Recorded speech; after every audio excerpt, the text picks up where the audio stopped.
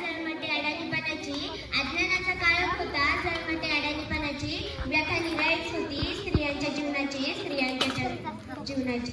सन्माननीय व्यासपीठावर उपस्थित असलेले गुरुजन वर्ग, विद्यार्थी मित्रांनो, आज 3 जानेवारी सावित्रीबाई फुले यांची जयंती. त्या निमित्ताने मी माझे मनोगत व्यक्त करणार आहे. ते आपण शांत चित्तेने ऐकावे ही माझी नम्र विनंती.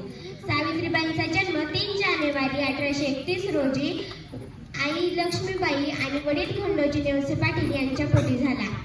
वयाच्या अवघ्या 9व्या वर्षी त्यांचा विवाह ज्योतिबा फुलेंशी झाला.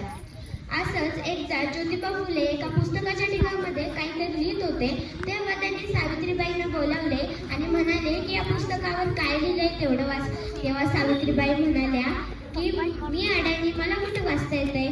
तेव्हाच ज्योतिबा फुले म्हणाले की आपल्या समाजात स्त्रीला शिक्षण घेऊ देत नाही, मग मी तुला शिकवेल, तू मुलींना शिकव. सावित्रीबाई तयार झाल्या आणि सुरू झाला सावित्रीचा नवीन प्रवास. जेव्हा सावित्रीबाई मुलींना शिकवायला जात असताना लोकांनी त्यांना त्रास दिला, त्यांच्यावर दगड गोटे फेकले, परंतु सावित्रीबाई डगमगल्या नाही. त्यांनी त्यांचे कार्य चालूच ठेवले. म्हणून काय ओवी सावित्रीबाईंसाठी. पहिले माझी ओवी ग सावित्रीच्या बुद्धीला, स्त्रियांच्या शिक्षणाचा पाया तू घातला. अशिक्षित अडाणी तू पतीपाशी शिकली, मुलींसाठी पहिली शाळा तू काढली. दुसरी ओवी गायली तुझ्या धैर्याला, दगड गोटे सोसून शिकवी तू शाळा.